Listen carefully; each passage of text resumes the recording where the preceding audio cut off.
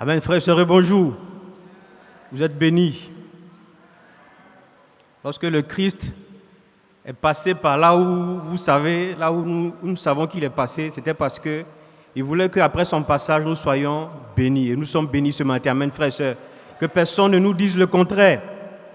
Frères et sœurs, c'est un privilège pour moi d'être là ce matin.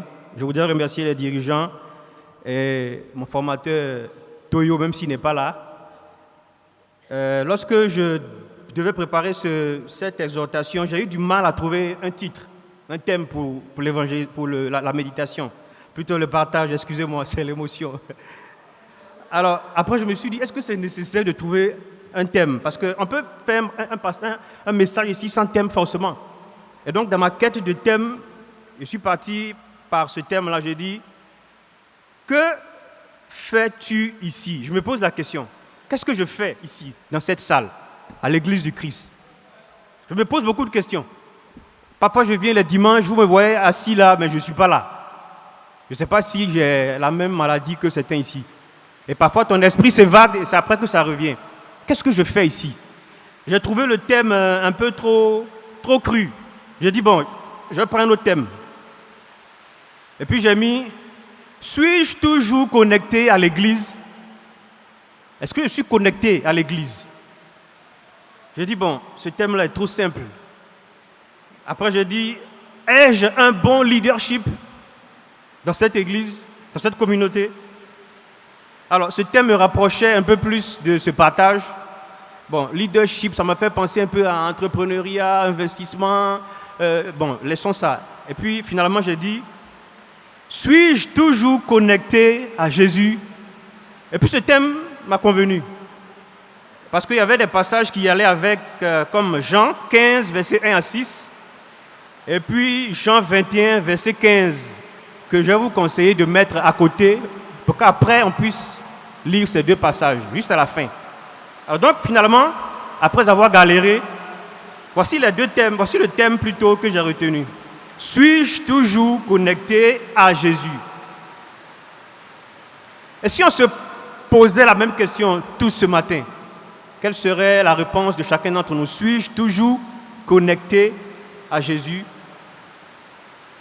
Frères et sœurs, il y a un personnage de la Bible qui m'a beaucoup défié ces derniers temps. C'est vrai, il y a des personnages qui nous défient. Il y a Moïse, il y a Abraham, il y a Jésus même. Mais ce personnage, honnêtement, je m'identifie à lui parce que son histoire est une histoire que n'importe qui ici peut vivre. Il a accompli des projets que le commun des mortels, un citoyen lambda, peut faire. Alors, lorsque j'ai lu son livre, j'ai appris beaucoup de choses. J'ai appris, par exemple, comment restaurer sa relation avec Dieu. J'ai appris des choses sur la foi, sur la prière puissante.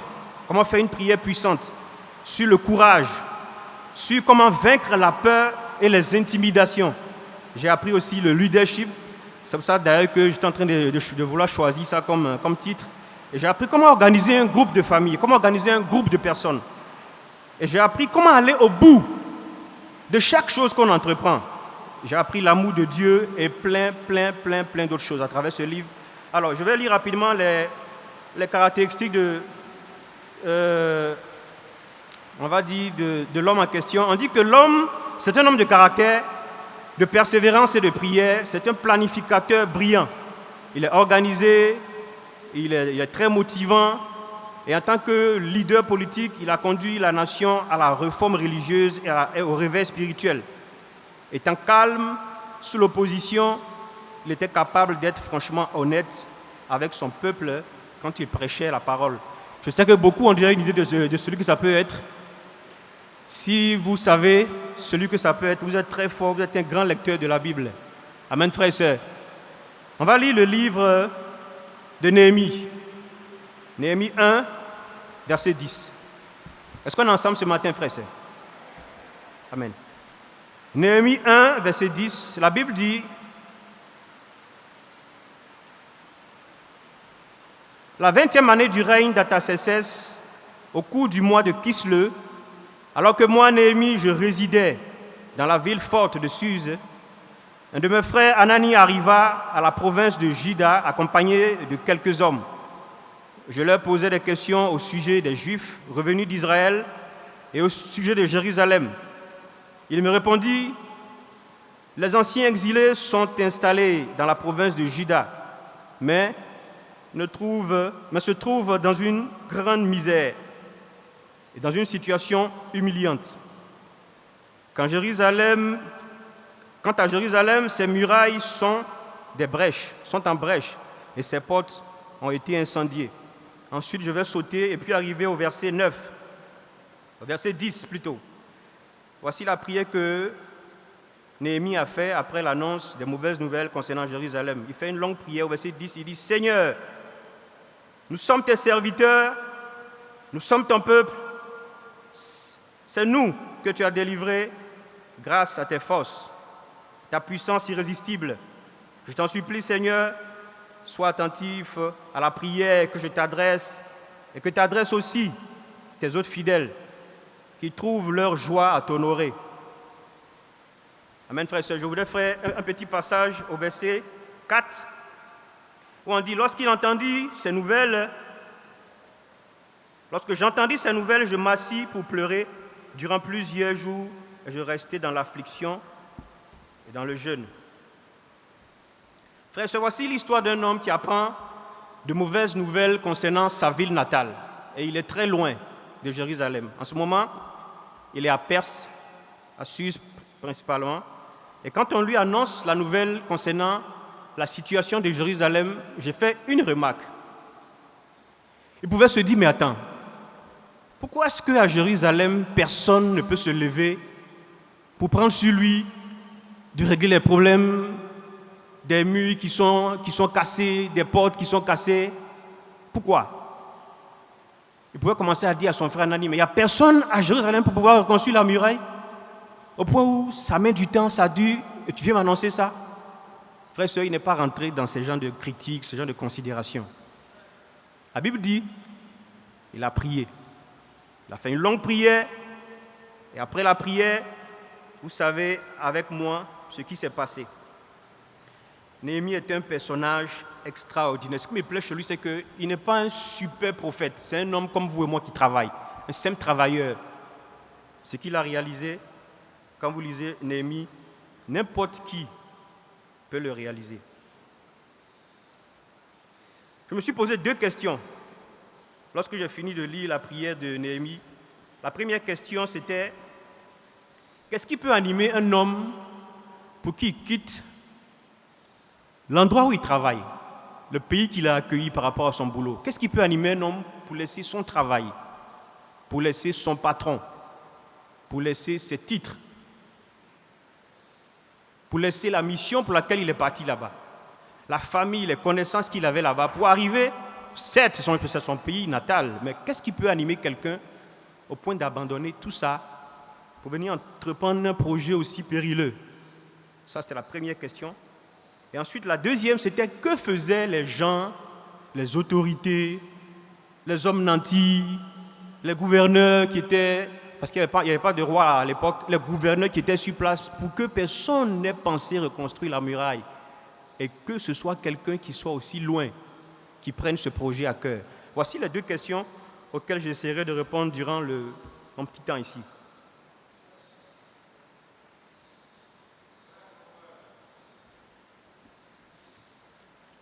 Je regarde mes notes. Une chose est certaine, c'est que le projet dans lequel Néhémie s'engageait n'était pas un petit projet, comme la plupart des choses qu'on veut faire dans cette église, qui sont des choses, franchement, qui sont difficiles. On se dit: est-ce que je peux? Pourquoi les autres ne font pas? Néhémie ne s'est pas posé ces questions. Il y a un pasteur qui est arrivé chez moi un jour, je vais taire son nom, je vais faire l'effort de taire des noms aujourd'hui. Et puis on causait, moi et lui, et puis c'est un de nos pasteurs vraiment très engagé. Quand il prend une affaire, il la règle en quelques minutes. Je dis: pasteur, je vais apprendre. Comment tu fais? Partout où tu passes, tu laisses tes traces. Il dit: Jonas, fais ce que tu peux là où tu es, avec les moyens que tu as. Il ne faut pas chercher trop loin. Tu es dans la chorale. Ce que tu peux faire là-bas, il faut faire avec les moyens que tu as. Il ne faut pas dire non, pourquoi ici, là, il n'y a pas telle chose. Pourquoi les toilettes ne sont pas nettoyées. Ce n'est pas les toilettes, toi tu es dans la chorale. Si tu veux nettoyer les toilettes, tu vas payer le matériel, tu nettoies les toilettes. Arrête de critiquer. Et ça m'est resté dans la tête. Fais ce que tu as avec les moyens que tu as là où tu es. Frère et sœur, Néhémie s'engageait dans une mission périlleuse. Vous savez, quand je lisais Néhémie, j'ai découvert dans la Bible ce que moi j'ai appelé les premiers sorciers. Je dois animer une classe bientôt aux 2 plateaux sur la sorcellerie. Il y avait des sorciers qui voulaient empêcher Néhémie de réaliser ses rêves. Néhémie 2, verset 10. La sorcellerie en plein Israël. Verset 10 de Néhémie 2. Lorsque Sanballat et Ono, le nom même fait peur. Lorsque Sanballat, le Honorite, et Tobia, son adjoint ammonite, apprit que j'arrivais, il fut très mécontent que quelqu'un vienne s'occuper du bien-être des Israélites. Frères et sœurs, la sorcellerie, c'est ne pas vouloir le bien. Tu ne peux pas faire le bien à la personne. Quelqu'un se décide de venir lui faire du bien, tu n'es pas content. Ça, c'est de la sorcellerie pure. Il y a plusieurs sortes de sorcellerie, mais ça, c'est de la sorcellerie. C'est ce qui se passe dans nos villages. Des pauvres qui se débrouillent pour évoluer, et puis il y a un gars qui est assis sous l'arbre, qui veut mettre les bâtons dans les roues des gens. Et malheureusement, frères et sœurs, parfois, ça existe dans la communauté. Mais des gens qui font rien, mais absolument rien dans la communauté, mais ils sont là pour critiquer. Pourquoi ça là ici? Pourquoi les fils là, on n'a pas mis ça dans un truc? La table là, on pourrait mettre ça en haut. Que des critiques. Et quand tu veux poser une action, ils sont gênés, ils sont dérangés. Voici des gens, ils ont appris que Néhémie venait reconstruire la muraille, au lieu d'être contents. Pourquoi? Vous allez voir tout au long de l'histoire, c'est des gens qui vont essayer de lui mener la vie dure. Quand on a regardé son film, moi et mes enfants, on riait seulement. Ils sont vilains, excusez-moi le thème. C'est des gens, dans le dessin animé, on les a caricaturés d'une manière là, tu comprends pourquoi ils n'aiment que ce qui est mauvais. Néhémie a sacrifié son temps. Frère et sœur, il a pris des congés anticipés, volontairement. Ce que beaucoup ici, on n'aime pas faire. Quand on dit, venons, on fait quelque chose à l'église. Non, moi, je suis occupé. Vous savez, je suis en train d'étudier la Bible avec un jeune qui est dans une église. Je vais aussi citer le nom de l'église. C'est un jeune qui vient chaque dimanche pour qu'on étudie la Bible ensemble. Très dégourdi, très dévoué à cause des passages que je prends et des explications que je donne. Et donc, il s'empresse de venir les dimanches soirs. Mais quand il vient, je veux savoir d'abord comment ça se passe dans sa communauté. Et je lui pose des questions sur la classe des enfants. Je vous dis, c'est une communauté très organisée. L'organisation là, parfois je me demande comment est-ce qu'ils font. Mais ils mettent les gens qu'il faut à la place qu'il faut. Et quand tu sens que tu es talentueux dans un domaine, tu t'approches de celui qui est là comme le superviseur. Tu dis, je veux donner de mon expertise. Voilà comment ils sont. Donc il me parle de sa communauté. On prend parfois 1 heure du temps, rien que pour parler de sa communauté. Comment la classe des enfants est organisée. Ce matin, je disais à la classe des enfants, il faut que... Bon, on va en arriver à la fin si j'ai le temps. Mais vraiment très organisé, frères et sœurs. Parfois, on doit prendre exemple sur eux. Si on peut aller un jour là-bas, faire un culte juste pas pour rester, pour voir un peu comment ils font. Franchement, ça va nous aider. Ce n'est pas que je nous minimise ou que je nous critique. Vous savez, on a 32 ans. L'Église de Christ a 32 ans. Et on ne devrait pas être là où on est aujourd'hui, frères et sœurs. Beaucoup savent et beaucoup pensent comme moi, même s'ils n'ont pas l'opportunité de venir au micro pour le dire. À 32 ans, honnêtement, les gens devaient passer ici et crier « Waouh ! Waouh, c'est quelle communauté ça !» Excusez-moi, je suis un peu écœuré quand je pense à ce temple. Et puis j'entends des gens dire « Mais bon, on va finir ça après. C'est que si on a le temps, on va finir ça après. » J'ai entendu ça beaucoup de fois ici. Laissons-nous le temps. Laissons-nous le temps. Tu ne t'es pas laissé assez de temps pour construire ta maison où tu es. Quand tu as eu les moyens, tu l'as réalisé en un clin d'œil. Mais quand c'est pour Dieu là, en laissant le temps, ça va aller. Et je dis avec beaucoup de conviction, ce temple-là, une seule personne peut l'achever. Ce n'est pas les moyens qui lui manquent. Je suis arrivé ici un matin, j'étais un peu frustré. J'ai commencé à prendre les mesures de la salle. Puis il y a un frère qui était là qui me demandait, le frère est assis là même. Il me dit, Kiki, tu veux mettre les carreaux ici?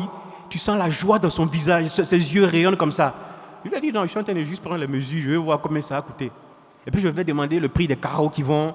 Et puis j'ai fait une évaluation à environ peut-être 20 ou 30 millions. J'ai dit, bon, carreau ici à 30 millions, un frère peut se lever et puis faire ça. Et puis 2 mois après, Dieu va le bénir 3 fois, 4 fois, 5 fois plus. Frères et sœurs, il y a des Néhémies ici. mais des Néhémies qui se cachent, qui ne sont pas prêts. Ton argent, c'est pour toi seul. Donc les frères qui disent, laisse-nous, on prend le temps. Honnêtement, il faut bien revoir ton raisonnement. Les frères qui disent, ça a changé quoi? Si on finit le temple là-même, ça a changé quoi? Ça a changé quoi? Ça a changé quoi quand tu as déménagé de ta maison où tu étais pour aller habiter dans la maison où tu es en ce moment?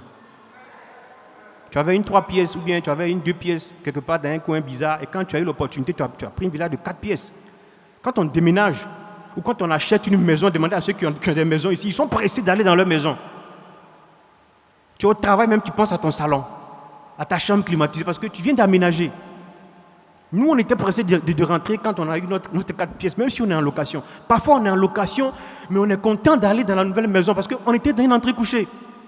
Frères et sœurs, là où tu pries, là où tu adores ton Dieu, tu ne peux pas accepter que ce soit moins beau que là où tu habites. Honnêtement, je ne suis pas d'accord avec. Peu importe ce que vous allez penser, mais je ne suis pas d'accord avec. On peut donner tous les raisonnements qu'on veut. Oui, ça a changé quoi? Si ce temple a fini, ça a changé quoi? Je te laisse toi-même répondre à la question.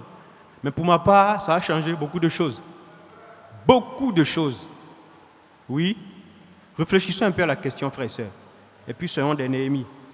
Néhémie a sacrifié son temps, congé anticipé. Il a sacrifié son travail.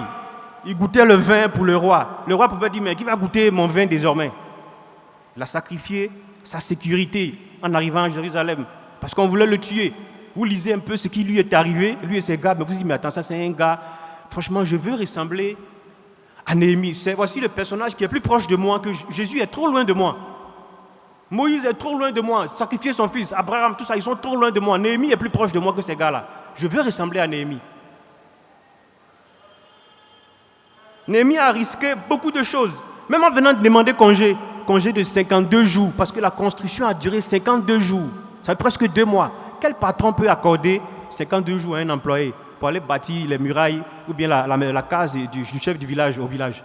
C'est un peu ce à quoi ça ressemble. Non, je vais au village, patron, je vais au village pour la case du roi est gâtée. Quel patron peut le faire? Mais Néhémie, avec sa foi, il est parti et il a demandé la permission au roi. La Bible dit même qu'il était presque tremblant. Quand vous lisez le passage, il était tremblant. Il a prié dans son cœur. Quand le roi lui a dit, mais tu es triste? Mais qu'est-ce qui ne va pas? Il a commencé à prier dans son cœur. A fait même la talakou du roi. Il dit que le roi soit béni. On dit, qu'est-ce qui ne va pas? Pourquoi tu es triste? Il dit que je sois béni. En fait, c'était juste pour pouvoir demander la permission pour que le roi puisse lui accorder l'opportunité d'aller réaliser son projet. Mais combien parmi nous sont capables de faire ça? Beaucoup de choses ne vont pas dans la communauté dans laquelle nous sommes, frères et sœurs. Nos frères et sœurs s'en vont. Ils s'en vont parfois pour le fait que Anne Griffe n'en prie pas beaucoup. Pour des choses franchement inutiles, des futilités. Qu'on peut bien, je veux dire, faire. Mais pourquoi est-ce qu'ils s'en vont? Frères et sœurs. Néhémie a sacrifié beaucoup pour aller à 120, à 1230 km de chez lui. J'ai demandé à un frère qui voyage beaucoup, ça correspond à quoi? Il me dit, c'est un peu comme quitter Abidjan et puis aller à Brazzaville. Voilà le trajet que Néhémie a fait, rien que pour aller réaliser ce projet. Mais s'il n'avait pas ça à cœur, il n'allait pas partir. Il n'allait pas partir, frère et sœur. Alors, je voudrais m'adresser à ceux qui font beaucoup d'excuses dans l'église. Je n'ai pas si, pourquoi si? Frère et sœur, fais ce que tu peux, là où tu es, avec les moyens que tu as. Et si tu n'es nulle part, sois quelque part. Je n'ai pas le temps. Mon travail me prend trop de temps. Mon patron ne va pas accepter. Frère et sœur, il y a des gens ici, depuis que vous avez eu une promotion, un travail plus stable, on ne vous voit plus. C'est à peine même si on ne prierait pas Dieu pour que tu descendes un peu. Il y a des gens comme ça que Dieu ne veut pas faire monter parce que quand tu vas monter, il va te perdre. Il va te garder là où tu étais, là, la vie moyenne. Là. Comme ça, tu es occulte, tu as des tâches à accomplir, tu visites les frères. Mais Dieu ne se trompe pas. S'il t'a amené un peu plus haut, ce n'est pas pour que tu sois bas dans ta spiritualité. Amen, mon frère. Alors, je ne vois que 2 choses qui peuvent animer un homme pour qu'il soit capable de quitter tout ce que je viens de citer pour aller à Jérusalem pour faire ce travail. La première chose que je vois, c'est son amour pour le peuple et puis sa disponibilité pour le peuple. Ensuite, sa connexion avec Dieu. Son amour, sa disponibilité pour le peuple, et puis sa connexion avec Dieu. Voici les deux choses qui peuvent animer quelqu'un pour que dès qu'il y a une situation à l'église qui n'est pas un truc qui dit moi je vais faire ça. Est-ce que tu aimes l'église? Frère et sœur, est-ce qu'on aime notre église? Parfois, rien qu'à voir notre comportement, on a l'impression qu'on n'aime plus notre église. On n'aime plus cette communauté. Je dis bien parfois, l'impression. Parce qu'il y a beaucoup de choses qui sont laissées pour compte à cause du manque d'amour, frères et sœurs. Combien de fois on n'est pas passé ici pour dire il y a 10 personnes à la classe. Frère et sœur, un jour j'ai dit, moi je viens de Koumassi. J'ai été baptisé à Koumassi, ça fait 12 ans que je suis aux Deux Plateaux. Quand je suis arrivé aux Deux Plateaux, la première fois que j'ai entendu cette annonce, j'ai dit mais attends, annonce, 10 personnes à la classe. Bon, pour moi ça allait durer 1 an, mais ça fait 12 ans. Ce matin à la classe, j'ai posé la question au moniteur, pourquoi est-ce que vous venez à la classe des enfants? Je voulais avoir quelques réponses. Je n'ai pas pu avoir la réponse que je souhaitais avoir. Il y a eu beaucoup de réponses, je viens enseigner les enfants. Ce que je voulais entendre, c'est parce que j'aime les enfants. Parce que si tu n'aimes pas les enfants, tu vas même prier pour que les 3 mois là passent vite pour que tu quittes la classe. Il faut qu'on ait des personnes à la classe des enfants. Il y a seulement 2, il y a Aumont et puis il y a V. On doit avoir au moins une vingtaine de personnes dévouées, dédiées à la classe des enfants. C'est-à-dire que nous, on vit, on mange, on va au travail, on a nos maisons à cause de nos enfants. Si ce n'est pas à cause d'eux là, on fait tout ça pourquoi?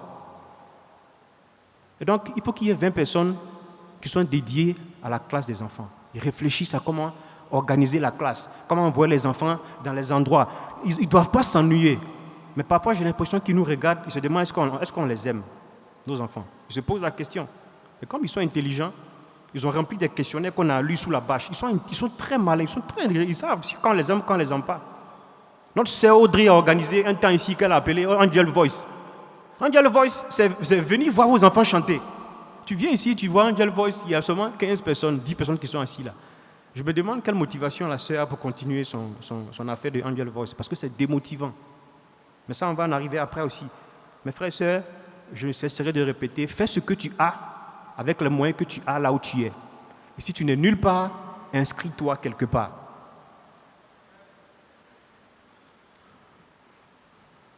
Tu peux ne pas avoir les mêmes capacités que Néhémie, ou même avoir le sentiment d'être dans une position où tu ne peux faire de grandes choses avec Dieu. Mais il y a 2 manières d'être utile pour Dieu. Soit un personnage constamment connecté à Dieu et dispose-toi à son service.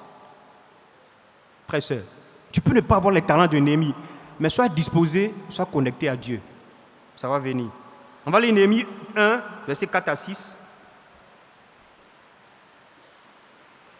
Néhémie 1, verset 4 à 6. J'avais déjà lu ça.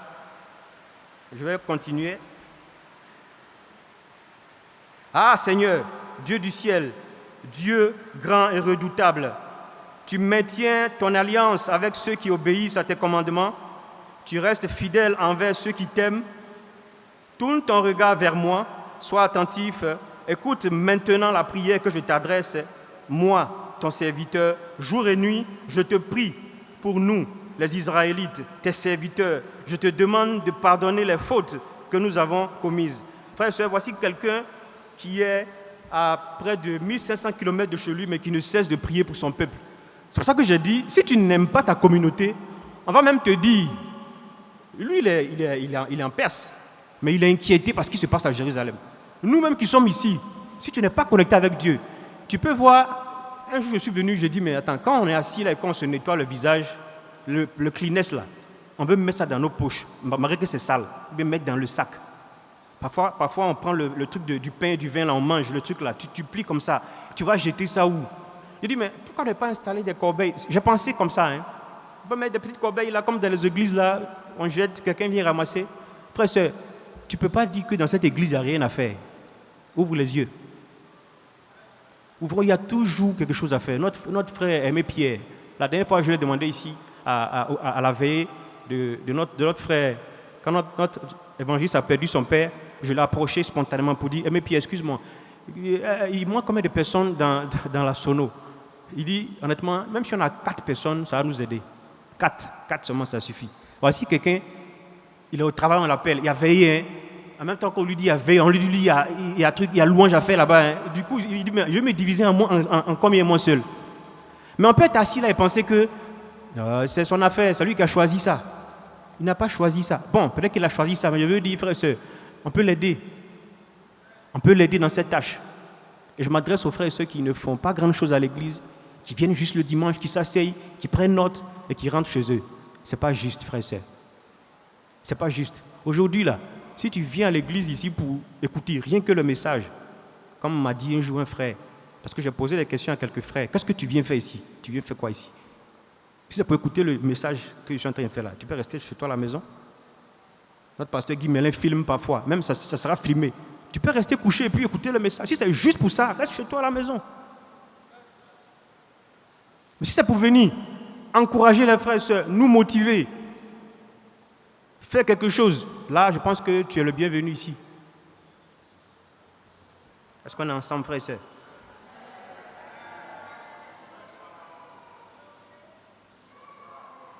Néhémie était connecté, pourtant très éloigné de son pays. Exilé dans une société païenne, Néhémie est un guerrier de prière qui remettait tout entre les mains de Dieu et à qui rien ne faisait peur. Vous lisez un peu son histoire. J'ai lu 2 fois l'histoire de Néhémie. Il y a un endroit de la Bible où on dit tellement ils étaient pressés de finir le travail, ils ont leur outil de travail ici en train de travailler, et puis ici ils ont des armes pour pouvoir attaquer, on ne sait jamais, celui qui va venir détruire la muraille. Frère et sœur, c'était quelqu'un de très engagé pour la communauté. S'il était dans cette église, je suis sûr qu'il allait réaliser beaucoup de choses. Mais on est tous des Néhémies, frères et sœurs. Je pense qu'on peut faire 2 fois, 3 fois, 4 fois plus que Néhémie.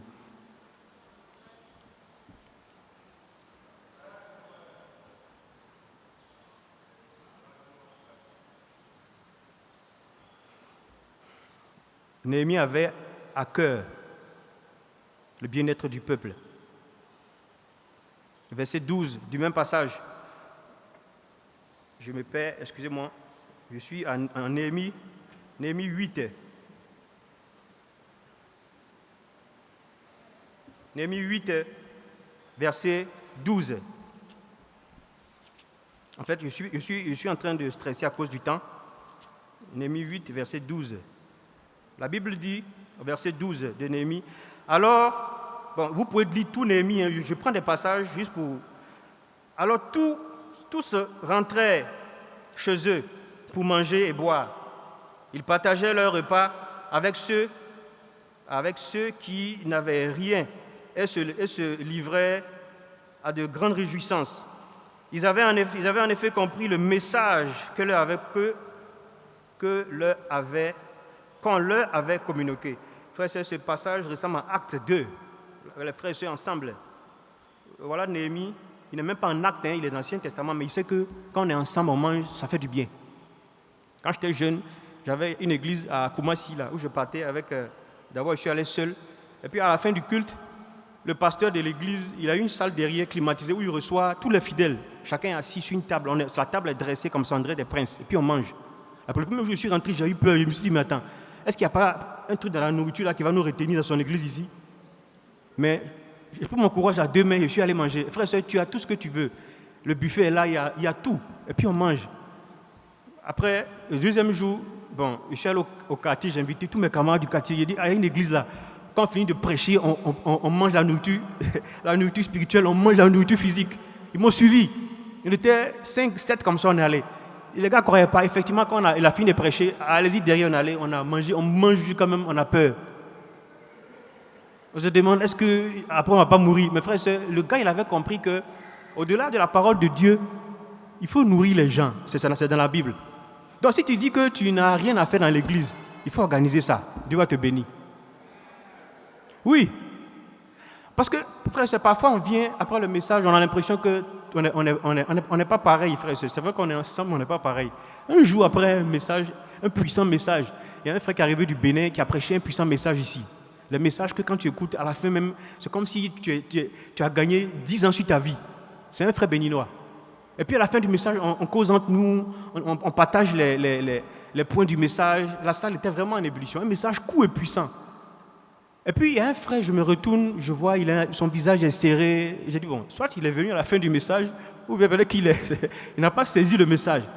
Donc, mon frère, c'est quoi? Et puis tu es triste comme ça. Il était là.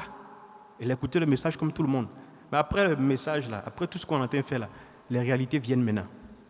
Le frère me regarde et me dit, toi, tu as une servante à la maison. Tu as une servante. C'est un frère, il parle, comme ça il parle, hein? Il n'est pas là aujourd'hui. Donc, tu n'as pas de problème. Quand tu vas rentrer, ta nourriture t'attend. Même tu vas aller à la maison en voiture. Et c'est un frère qu'on voit marcher. Quand on vient de la maison, parfois on le voit au niveau de pharmacie des allées. Quand on repart après la répétition, souvent il avait la mosquée, il marche. Il m'a dit, tu vas manger. Moi, là où je suis là, après ton dangereux message là, il ne sait pas ce qu'il a mangé. Vous faites vos trucs là, vous pensez que tout le monde est comme vous. On n'a pas la même chose. Même pour rentrer à la maison, je ne sais pas comment il a fait. Donc j'ai compris que, donc quand je viens au culte le dimanche, je touche un peu derrière sur moi. Malheureusement, il n'est plus là. Mais je dis, bon, attends, je vais donner à quelqu'un, frère et soeur, entraidons-nous, tu peux résoudre les problèmes. Vous savez, moi, il y a une chose qui me fait, il y a tellement de besoins ici, tellement de besoins. Ouvrons simplement les yeux. Ouvrons les yeux. Si j'ai le temps, peut-être qu'à la fin, je vais juste donner, bon, frère et soeur, ouvrons nos yeux. Ne pensons pas que tout va bien. Tout ne va pas bien. Hein. Regardez les statistiques. Croissance numérique même déjà. Depuis 10 ans, on parle de 2000. On n'a pas dit collecte. La dernière fois, notre pasteur Yvaké a reçu la collecte et puis il a eu à l'idée, on va refaire encore une collecte. Quand on a refait la collecte là, 300 000 francs est sorti. Ça s'est sorti d'où? C'était sur nous, on voulait rentrer avec.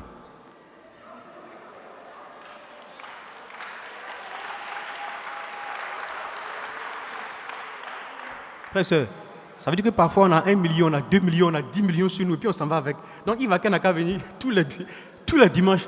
Frère, sœur, ne partons pas avec l'argent de Dieu. Je connais des églises où on met natte à terre. Le pasteur dit, venez déposer tout ce que vous avez, venez, et puis ils viennent, ils déposent. Bon, voici des gens, même, c'est comme sur les aveuglés. Mais ils font ça pour Dieu. Mettez tout dedans, vos cellulaires. Le gars avec qui j'étudie là m'a dit, un jour, une dame m'a rendu un témoignage, elle est venue à l'église. Et puis le pasteur a dit, il y a quelqu'un dans la salle ici qui a 2 millions. Les gens font les choses pour Dieu, même si on les arnaque, mais après Dieu les bénit. Il y a une dame qui a 2 millions ici, il faut qu'elle donne ça. Effectivement, elle était venue avec 2 millions, mais c'était pour acheter sa voiture. Donc, elle dit qu'elle est venue pour que quand on va prier, l'atmosphère puisse bénir l'argent. Vous voyez un peu la mentalité des gens du monde là. Tout ce qui va se passer ici, ça va bénir l'argent là. Comme ça, elle va avoir une belle voiture. Et quand le pasteur a dit ça, quelqu'un a 2 millions ici. La dame a commencé à raisonner dans son cœur. Est-ce que c'est une prophétie? Est-ce que c'est pas un mensonge? Mais elle s'est levée, bêtement, excusez-moi l'expression, et puis elle est venue mettre son enveloppe là. Et puis le pasteur est parti avec son argent. Mes frères et sœurs, elle me rend le témoignage. Elle dit, une semaine après, écoutez bien, une semaine après, elle a son fils quelque part en Europe là-bas. Comme c'était son anniversaire, son fils lui a offert une voiture, une jolie voiture neuve. Neuve. Ça dit que Dieu bénit les gens qui donnent. Même si on t'a arnaqué, si on t'a arnaqué ici, là, Dieu va te récompenser. Si on t'a arnaqué au dehors, là, Dieu n'est pas dedans. Mais ici, là.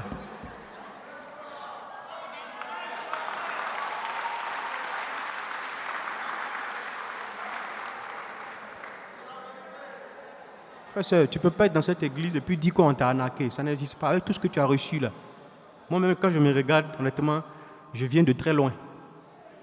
Je viens de très loin. Ma femme, je voulais juste rendre un petit témoignage sur elle. Elle n'est pas là, mais honnêtement, beaucoup la connaissent. Quand je parlais de connexion avec Dieu, voici quelqu'un qui se réveille chaque matin depuis 12 ans. Depuis 12 ans. Je peux compter le nombre de fois où elle n'a pas médité. Parfois, je me disais, mais elle exagère. Dès qu'elle se réveille le matin, Bible. 6 heures, 5 heures, Bible, peu importe l'heure. Depuis 12 ans, je peux compter peut-être 2 fois. Peut-être maladie. Au point où il y a des fois, je dors dans mon sommeil. J'ai un sommeil léger vers 5 heures du matin. Et puis je sens que j'ai vu un jour une ombre passer dans la chambre. Puis je suis sauté. Et puis j'ai vu c'est elle. Elle dit, mon mari, c'est moi. Tu as peur pourquoi? Je m'avais médité. Toi, tu dors, elle sans méditer. Frère et soeur, depuis 12 ans, cette femme-là est dans la parole. Donc quand les gens la voient, ils disent, oh, la soeur la chante, ils ne savent pas d'où elle vient. Elle est plus Bible, tu ne peux pas. Tu ne peux pas. Méditation. Elle te partage, ça va m'arriver, viens t'asseoir. Frère et soeur, si on n'est pas connecté dans la parole de Dieu, on va voir les choses dans de l'église qui ne vont rien nous dire. La dernière fois, notre grand frère Charlie faisait une remarque par rapport à la salle, l'infirmerie. L'infirmerie n'est plus l'infirmerie parce que le bureau a déménagé. Et donc, quand quelque chose se passe ici maintenant, là, on ne sait pas où on va ranger le matériel. C'est arrivé le dimanche passé. Bon, dites-moi, une communauté qui a 32 ans, normalement, on devait y penser. Si c'était un non-disciple qui avait piqué une crise là, il allait être surpris qu'on n'ait pas d'infirmerie. Premier soin. Je ne suis pas en train de nous critiquer, je suis en train de nous dire les réalités, frères et sœurs. Au point où quand tu dis il n'y a rien à faire, je suis surpris. C'est toi qui dois ouvrir les yeux, mon frère. Amen. Frère et sœurs, je vais finir. Je suis sur ma dernière fiche, c'est sur celle-là. Je vais finir par, je ne sais pas si j'ai encore un peu de temps, par égrener un certain nombre de... Vous savez, quand je m'assois, je regarde les piliers de l'église, là, j'ai compté 17 piliers. Heureusement, ça correspond un peu au nombre de ministères qu'on a dans l'église. Comme par hasard. Alors, le ministère des adolescents, ils viennent de partir. Voici un ministère, franchement, nous on était adolescents. Quand on regarde ce ministère aujourd'hui, on sent beaucoup de relâchement. Ils ne s'amusent plus. Ils n'ont plus leur culte personnel comme avant. Avant, quand on était à la bout du travail, c'est les adolescents qui prêchaient. Et puis nous, on voulait les ressembler. Les folies Teco, même le Sébastien, on disait on veut prêcher comme lui, parce qu'on leur donnait l'opportunité de prêcher. Donc, tu donnes l'opportunité à un adolescent de prêcher. Ces camarades vont faire quoi? Ils vont méditer aussi. Pour dire, il faut qu'on prêche. Certes, la motivation n'est pas bonne, mais au moins, ça les mène dans la parole de Dieu. Mais tous les dimanches, c'est vous qui leur prêchez la parole. Eux, ils apprennent quoi? Frères et sœurs. J'ai dit, je vais être clair ce matin, frères et sœurs. C'est un ministère qu'on doit redynamiser. Ils doivent chanter, ils doivent faire leurs prestations ici. Malheureusement, ils n'en font plus trop dernièrement et ça les ennuie. Donc si tu es assis là, que tu penses que tu peux donner quelque chose dans ce ministère, inscris-toi. L'évangéliste a tellement parlé de ça. Inscrivez-vous, personne ne veut s'inscrire. Le ministère des mariés. Les mariés ont besoin de sortir, de danser, d'évangéliser ensemble, main dans la main.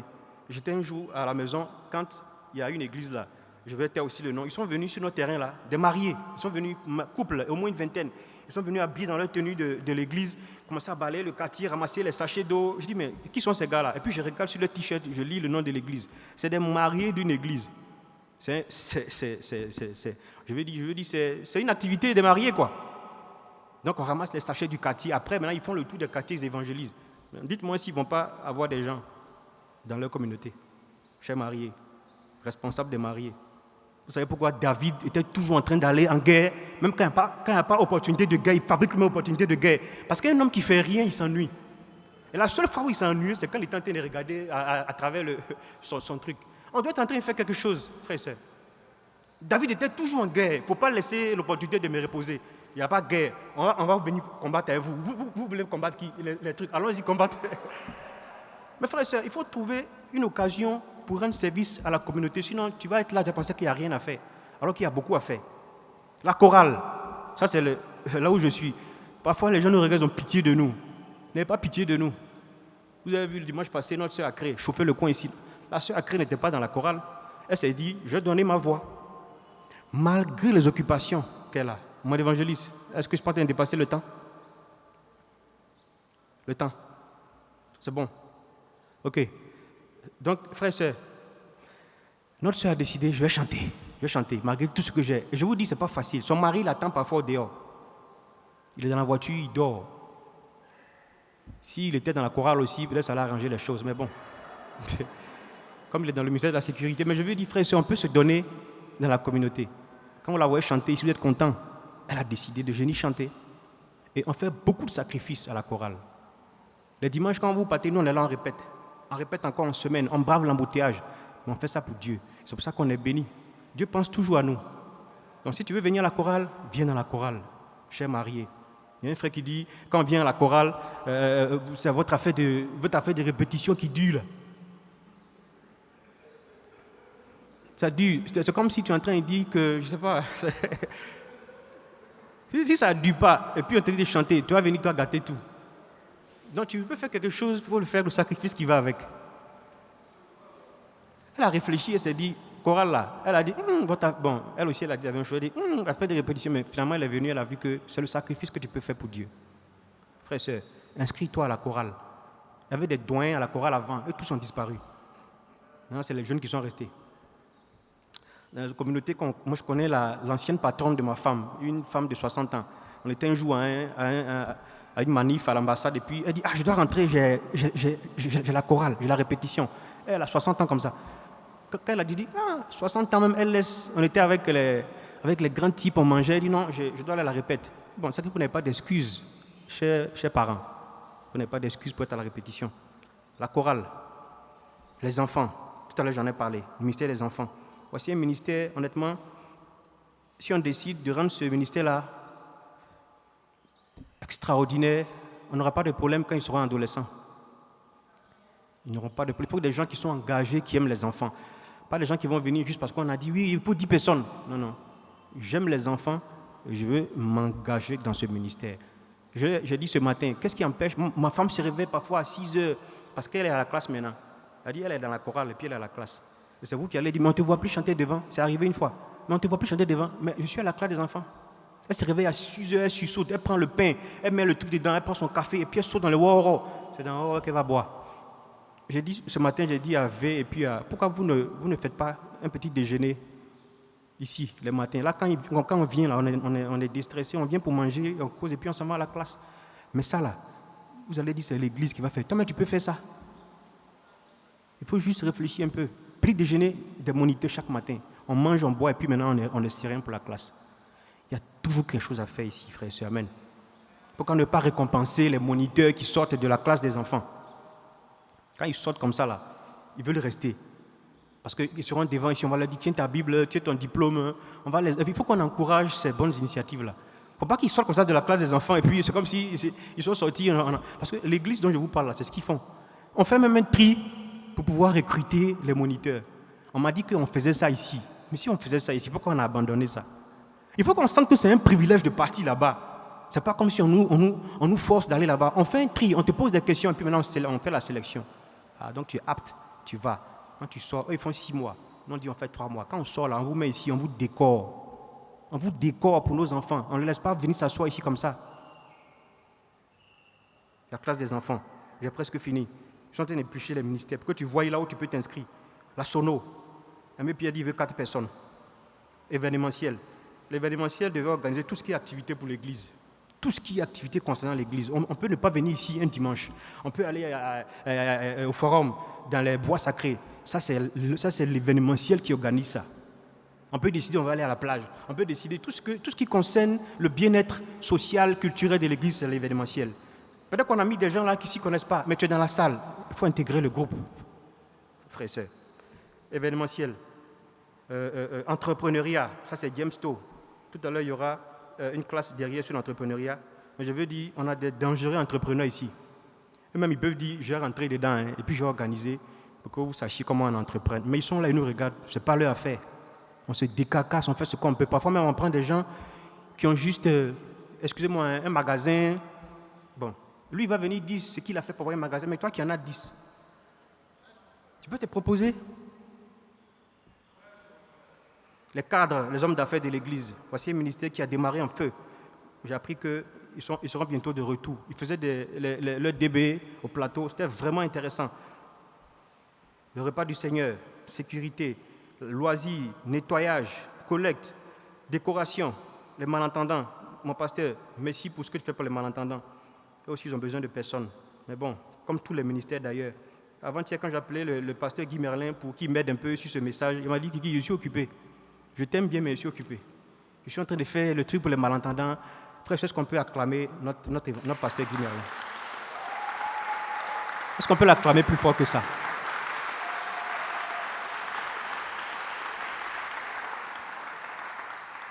Voilà quelqu'un qui est tout le temps occupé, c'est un petit David. Il n'y a pas un jour, même congé, le pasteur est occupé. Et ils sont tous occupés, frères et sœurs. Nos pasteurs sont tous occupés. Au point où parfois on dit, mais ils ne font rien, ils font beaucoup. Mais ceux qui doivent les accompagner là sont en train de dormir. On critique seulement. Et pourquoi il n'y a pas ça? Pourquoi il n'y a pas ça? Il y a des choses que tu peux faire, comme ça qu'on te demande. Je vais finir par le ministère de la communication. Frères et sœurs, voici un ministère qui était presque inexistant. il y a quelques années en arrière. Dieu merci, on nous accorde l'opportunité d'organiser. Vous savez, dans ce siècle-là, si tu ne communiques pas, que tu vendes beignets, que tu vendes légumes, que tu vendes poivre, si tu ne communiques pas, tu seras assis là, les gens vont te dépasser. La communication est très, très, très importante. Les communautés que vous voyez là, qui sont connues là, c'est la communication. Je suivais un jour un culte comme ça sur les réseaux, et puis le pasteur dit « Levez-vous, levez-vous, frère et soeur, levez-vous » et puis filmez-moi en train de prêcher. Mettez la connexion, et puis filmez-moi. Et puis tout le monde se lève, je suis en train de filmer le pasteur, et puis ça partage. Vous allez voir le message bidon du pasteur là, ça fait 15 000 vues. Même on écoute ça parfois. Excusez-moi l'expression, parfois c'est un message bidon.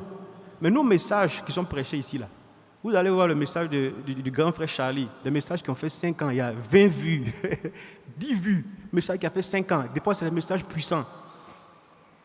C'est malheureux. Et donc, comme on est en train de s'organiser en tant que communauté pour faire la communication, honnêtement, si tu te sens dans la communication, viens nous rejoindre dans ce groupe. Je vais partager pour finir un projet avec vous. Je pense que j'ai fini. Frère, sœur, je suis allé décorer une église, pas une église, la salle d'une église. Parce qu'il y a une dame qui a entendu parler de mes services. Elle dit, bon, il faut que tu viennes m'aider. C'est comme ça que je vais dans la communauté. Quelque part à la Riviera, une grande communauté. Et donc, ils ont une salle qu'ils veulent transformer en salle d'émission, pour faire les émissions télévisées. Et beaucoup, on voit ces émissions-là. Si vous dites, vous allez dire, ah, c'est eux là. Donc, la salle fait 4 fois moins la salle qu'on a ici. Mais la décoration que je suis allé faire, c'était d'installer des tableaux lumineux sur le mur, des tableaux de louange, d'adoration. Mais j'ai vu la décoration de ce lieu-là. Il y a des lustres, ils ont fait des staffs en haut, ils ont mis des tableaux lumineux et tout ça. Ils ont mis des chaises, ils ont mis la table même là, tu peux te mirer dedans. Décoration partout. Et c'est une salle qui sert d'émission. Le pasteur fait ses émissions, il évoque les sujets qu'il veut, et puis on filme, et puis on met sur les réseaux. C'est pour ça qu'il est très connu. Quand j'ai vu ça, je suis sorti, j'ai dit, ah, qu'est-ce qui empêche qu'on ait une salle comme ça? Une grande église, et puis la salle là même, pour nous, elle est trop grande. L'émission fait connaître l'église, l'émission fait la communication de Dieu. Il a mis beaucoup d'argent. La dame qui était avec moi, qui décorait la salle, m'a dit, ah, Kiki, je t'ai dit combien il a mis dans la salle là. Et la logique de ce pasteur-là, c'est qu'on est au 21e siècle. On est au 21e siècle. Si tu veux travailler de manière archaïque, tu seras là. Tu auras les 2000 membres que tu as toujours là, rien ne va avancer. Si tu veux être professionnel, il faut faire du professionnalisme. Cette salle-là, on a les photos, j'ai dit, on a décoré la salle là. Et c'est une salle où ils font les émissions, ils reçoivent des gens, même ils la mettent en location pour les émissions. Et donc je me suis dit, pourquoi ne pas faire la même chose derrière ici? Après le culte, ceux qui veulent aller dans la salle en bas peuvent aller. On devait mettre les photos, mais bon, c'est pas grave. Photo ou pas, si tu veux donner, tu vas donner. Donc si vous voulez, vous pouvez aller dans la salle de la chorale, voir un peu ce que la chorale a décidé de faire dans la communication de l'église. On a décoré en haut, on est en train de penser à la décoration interne pour faire le genre d'émission dont je parle là, mais surtout pour développer la chorale. L'autre partie de la salle servira à faire des présentations de nos frères et sœurs qui chantent en live, un peu comme le studio Hosanna, voilà, au Canada. Aucun artiste ne va au Canada sans aller chanter dans la salle Hosanna, parce que c'est une salle très très prisée, très réputée. Donc on voulait faire ça ici. On preste et puis on poste sur les réseaux. On a beaucoup d'artistes à l'église, beaucoup, des frères qui t'approchent, je veux chanter, je veux faire ci. Et ça sera en même temps aussi une salle de studio. Oui, frère, il faut qu'on soit connu. J'entends pas les acclamations.